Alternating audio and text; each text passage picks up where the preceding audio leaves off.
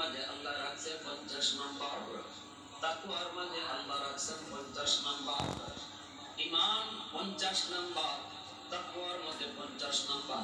এই 50 এ 50 হলো 100। 100 নাম্বার যে কামাই করব সে আল্লাহর ওলি হয়ে যাইব।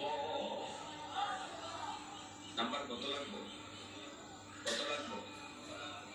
এ যুবক, 100 নাম্বারের ভিতরে 50 নাম্বার আল্লাহ পাক তোমাকে আমাকে দয়া করে নিজের থেকে দিয়া দিবেন।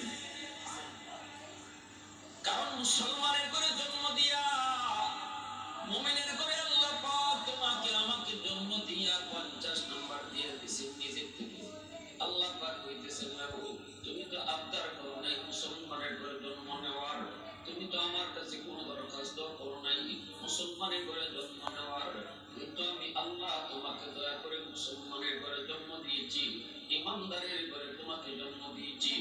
এই জন্ম দেওয়াটা শুধুমাত্র আমি আল্লাহর দয়া, একান্তই আল্লাহ পাকের দয়া। এজন্য আল্লাহ করে মুসলমানের ঘরে জন্ম দিয়া, জন্মসূত্রে তোমার ঈমান সাথে দিয়া 50 নাম্বার আমি তোমার নিজের থেকে দিয়া দিছি। ঠিক না? এবার তুমি শুধু 50 নাম্বার কামাই করো, বাকি 50 নাম্বার তুমি কামাই করো। সেই বাকি 50 নাম্বার আল্লাহ রাখছেন কোনটা? তাকওয়া। এর মাঝে তাকওয়ার মাঝে আল্লাহ পাক বাকি 50 নাম্বার রেখে দিয়েছেন। এই তাকওয়া কোন জিনিসের নাম?